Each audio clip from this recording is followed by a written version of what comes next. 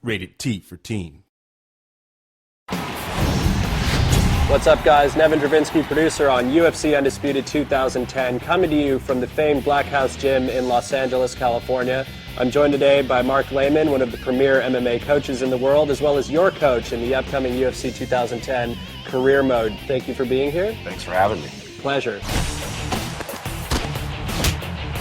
So Mark, obviously one of the most noticeable combat improvements that we did this year was the concept of sways, where we're now able to duck and lean. Well, swaying allows you to see your opponent's attack and then dip out of the way so you're not getting hit with it, and it also allows you to come back with a counter attack. And there's some great examples of this, like Anderson Silva used this masterfully against Forrest Griffin in UFC 101, where he's able to... It was a clinic, right? Yeah, it was pretty insane. And you mentioned the fact of countering off of the sways, and that's one of the really important aspects of the system in the Undisputed game. Yeah, it really brings the octagon closer to the fan.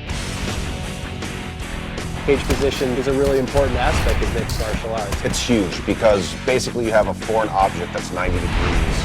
That's part of what you're fighting on, and you have to learn how to deal with it. It can be used defensively and offensively. You can use it to pin your opponent up against a cage where they can't sprawl, and they can get takedowns a lot easier. You can also use it to pin them in clinches where you can do striking, like Anderson Silva stuck Rich Franklin there and teed off him with the knees. And we really try to capture that in the game as well. Again, it's one of those things that makes the game more realistic.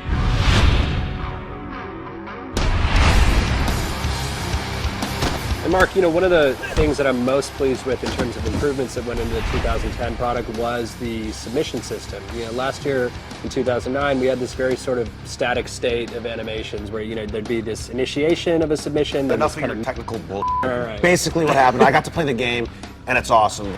You get to actually see the joint being manipulated, and the camera zooms in to let you know what's getting torqued, and then if the guy's defending, it kind of pulls out, and it just makes it a lot more visceral, and you can feel what's really going on with the submission.